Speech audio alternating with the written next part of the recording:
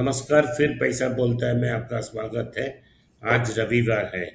आपका सवाल का जवाब देने का समय आ गया है। अंकिता जी सवाल पूछेंगी, मैं जवाब दूंगा। मैं दुबई में हूँ, मैडम चेन्नई में है।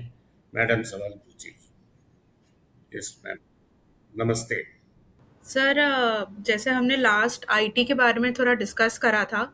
तो इन्फोसिस के बारे में एक न्यूज़ आई थी कि इन्फोसिस ने जितने अपने बड़े कॉन्ट्रैक्ट्स हैं, मर्सिडीज बेंज है, वैनगार्ड के साथ है, वो सारे कॉन्ट्रैक्ट्स उन्होंने छोड़ दिए हैं इस उम्मीद में कि उसमें मार्जिन्स बहुत कम थे।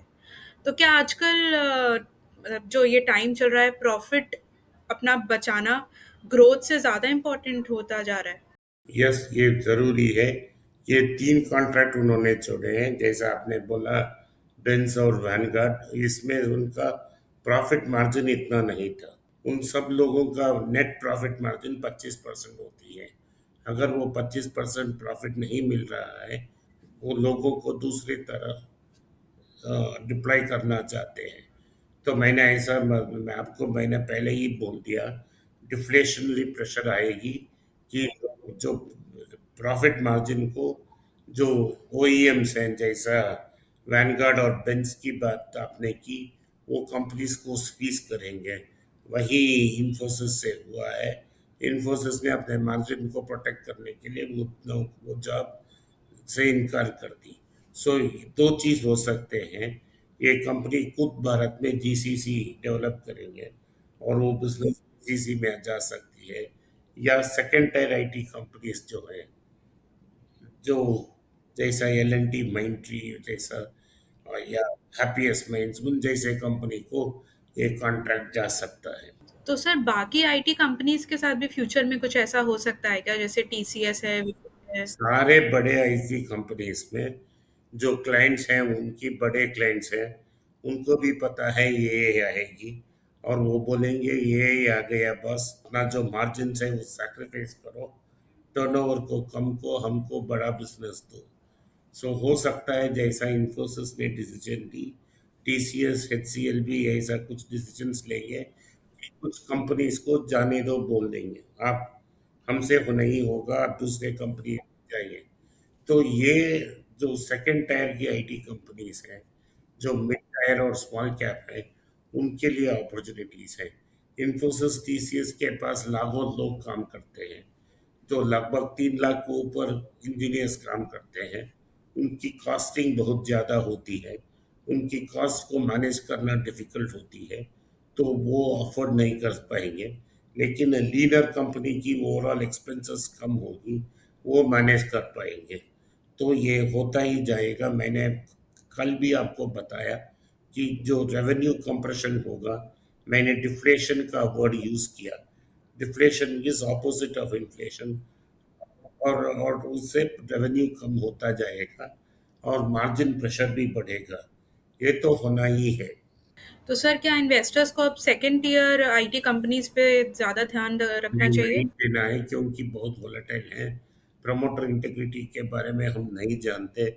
इस कंपनीज के बुक्स में क्या अकाउंट्स में होगा वो भी नहीं जानते। आपको याद होगा कि सत्यम में क्या हुआ। ऑन पेपर उनके पास थाउजेंड्स ऑफ क्रोर्स की डिपॉजिट थी, जो एक्चुअली नहीं थी। सो इसलिए हाँ, तो हमें केयरफुली से काम लेना है कि हमें पता नहीं कि इन कंपनीज पे क्या है क्या नहीं है। जो करेक्ट। बड़े कंपनीज है, इनके बारे में हमको सारा न्यूज़ पता है। करेक्ट। प्रमोटर्स को हमने बहुत साल, 10-15 साल से ट्रैक कर रहे हैं। अगर हम ट्रैक नहीं कर पाएंगे तो प्रमोटर इंटेग्रिटी ठीक नहीं। जैसा रामलिंग राजू ने झूठ बोला और सब लोग उनको सच मानते थे, उनको एक golden peacock award for corporate governance भी था, लेकिन उनका सारा बैलेंस शीट फॉल्स निकला।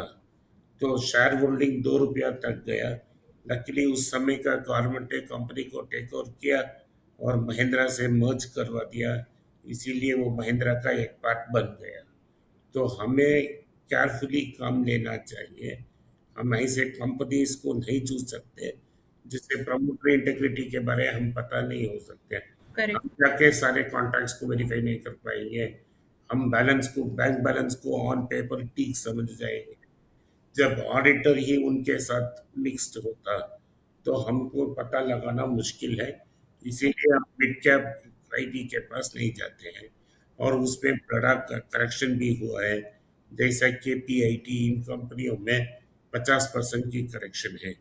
हैप्पीएस्ट माइंड्स में मेरे अशोक सूता के बारे में पता था। इसके बावजूद भी 70% करेक्शन होती है। 70 to 80% करेक्शन। तो हम एंटर नहीं कर पाएंगे। हम ठीक से ये नहीं बताए, हमको सूता पता है। सूता इसके पहले विप्रो के सीएमडी थे। वहां से एक डिफरेंस ओपिनियन से बाहर आए। उन्हें एलएनटी माइंट्री शुरू की। माइंट्री भी सक्सेसफुल था। लेकिन माइंट्री के प्रमोटर्स के साथ उनका डिस्प्यूट हो गया, तो वो बाहर चले गए। और उन्होंने 80 साल में, सॉरी 77 साल में उन्होंने इस कंपनी को स्टार्ट किया। आज 83 साल के हो गए।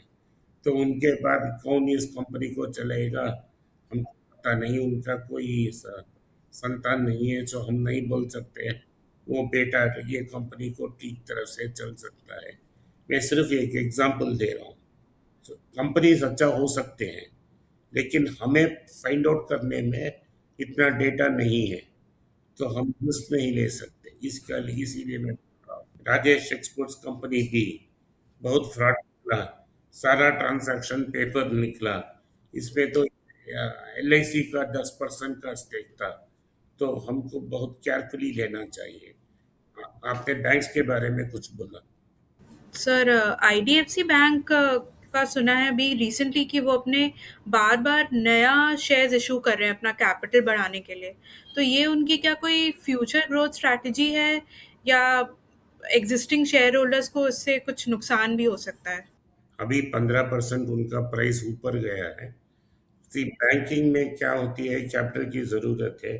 कैपिटल एडिक्वेसी रेशियो होना चाहिए।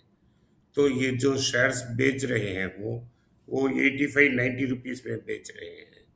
अगर आप 2-3 साल पहले इसको कंसिडर किया आपने, 28 रुपीज में आपने उसको कंसिडर किया था।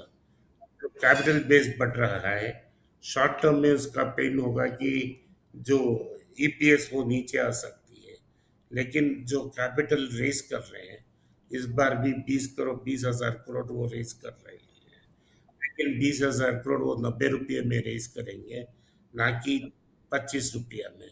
तो नंबर ऑफ शेयर्स कम होगा और कैपिटल स्ट्रेंथन होगा। कैपिटल स्ट्रेंथन होने से क्या होगा, वो नया नया डिपॉजिट्स को अट्रैक्ट कर सकते हैं। कितना डिपॉजिट्स आप अट्रैक्ट करेंगे वो आपकी कैपिटल स्ट्रक्चर पे डिपेंडेंट है। तो मेरा ख्याल था कि आईडीएफसी फर्स्ट इंडिया के टॉप 5-6 बैंक्स में एक में आ सकता है। उसके लिए उनको बहुत सारे पैसा चाहिए मोमेंटम बिल्डअप करने के लिए। यही एक रास्ता है। और मैं खुश हूँ कि ये यूज़ कर रहे हैं, क्योंकि इससे क्या होती है कि जो कॉन्फिडेंस है प्रमोटर प्रमोटर और बैंक पे वो ज़्यादा हो रही है। आपको पता होना चाहिए कि वैद्यनाथन का शेयर होल्डिंग भी नीचे आ रही है। एक समय वैद्यनाथन के पास 25% था। उन्होंने अपने गिफ्ट सारे लोगों को गिफ्ट में दिया, कुछ बेचा और उनका शेयर होल्डिंग 2% हो रहा है। अब शेयर होल्डिंग को 2% में रखने के लिए हर बार जब उनका कोई नया शेयर खरीद रहा, तो वो भी खरीद रहे हैं। आप भी कंसिडर कर सकते हैं। तो सर, जैसे येस बैंक के केस में लेकिन आपने कहा था कि थोड़ा कॉशियस रहो, तो आईडीएफसी के केस में आपको क्या लगता है? सीएस बैंक में प्रमोटर का फ्रॉड था। उनके अनिल अंबानी के साथ मिलके दोनों कंपनी में फ्रॉड था। हमें पता नहीं था कितना बैड लोन है। तो यस बैंक में एक नया प्रमोटर आया, सुमिटोमो, एक जापानीज कंपनी, सुमिटोमो फाइनेंस आया। अभी तक सुमिटोमो फाइनेंस ने अब कितना कब्जा कर लिया मैनेजमेंट में हमें पता नहीं। जब सुमिटोमो का फुली मैनेजमेंट टेक ओवर करेगी, तो हम भी इन्वेस्ट कर सकते हैं। जब मैंने यस बैंक की एम्प्लॉय से बात की, तो उन्होंने कहा कि सुमिटोमो ने अभी तक फुली एंट्री नहीं हुई है और ये बहुत अग्रेसिवली लेंड नहीं करना चाहते हैं। आईडीएफसी बैंक मेरी अग्रेसिवली लेंड कर रही है, अग्रेसिवली डिपॉजिट सीख रही। अभी यस बैंक में उस देखने को नहीं मिल रहा है। जब देखें, जब हमको मिलेगा हम उसको भी एंडोर्स करेंगे।